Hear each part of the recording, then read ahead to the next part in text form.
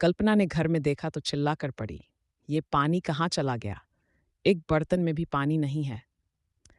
कल्पना की मां साधना जी ने कहा, बेटी आज मुझे बुखार था, पानी लेने नहीं जा पाई।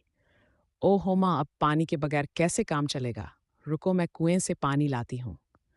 कल्पना ने जैसे ही घड़ा उठाया, साधना जी ने उसे रोकते हुए कहा, नहीं बेटी, पानी लेने मत जा, कुएं के पास खतरा है, वहां रात में कोई नहीं जाता। कल्पना ने कहा, मांग कैसी बात करती हो, मुझे प्यास लगी है, आप इधर उधर की बातें कर रही हो। मैं अभी गई और पानी लेकर आई। साधना जी ने कहा, नहीं, मैंने कहा ना, वहां मत जा, कुएं के पास आत्माओं का वास है। लेकिन कल्पना नहीं मानती, वह चली जाती है। काफी समय बीता जाता है। साधना जी किसी तरह बिस्तर से उठकर दरवाजे तक आती हैं। पड़ोस में रहने वाले पारस को आवाज देती हैं। पारस उनके पास आता था, क्या हुआ चाची, क्या बात है? आपको तो बुखार था, यहाँ उठकर क्यों आ गईं? साधना जी वहीं दरवाजे पर बैठ जाती हैं।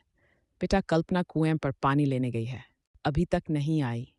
ये सुनकर पारस चौंक जाता है। क्या कह रही हो चाची, तुमने कल्पना को अकेले इस समय कुएं पर भेज दिया? जरा सोचो तो, वहां अगर कोई आत्मा ने उस पर कब्जा कर लिए तो क्या होगा? बेटा, तू जाकर देखा जरा कल्पना को। यह सुनकर पारस ने मना कर दिया, नहीं चाची, मैं नहीं जा सकता। तभी सामने से कल्पना आती दिखाई देती है।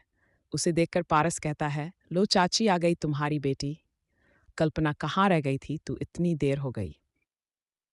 कल्पना यह सुनकर गुस्से से पारस को देखती है। इसने ही भड़काया होगा तुझे। चल भाग यहाँ से, नहीं तो अभी तेरा सिर फोड़ दूंगी।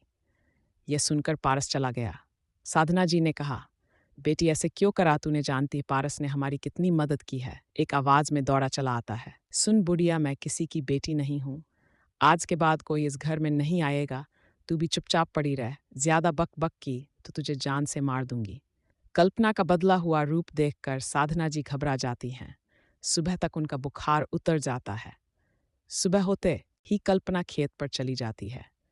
उसके जाने के बाद साधना जी गांव में रहने वाली एक देवी की पुजारिन शारदा के पास जाती हैं। शारदा ने साधना को देख तो बोली, आ गई, मैं तेरा ही इंतजार कर रही थी। बेटी को संभाल कर न रख सकी, आ गई वो भी चुड़ैल के कब्जे में। ये सुनकर साधना जी रोने लगती हैं। मां जी, आपको कैसे पता? वो बस कल पानी लेने गई थी, जब से वापस आई है उल्टा सीधा बोल रही है। शारदा जी ने कहा, मैं जानती हूँ, वो उस नीले नखून वाली चुड़ैल के कब्जे में आ गई है। तू देखती रहना, उसके बाएं पैर के अंगूठे का नखून हल्का नीला होगा, धीरे धीरे वह ज्यादा नीला होता जाएगा।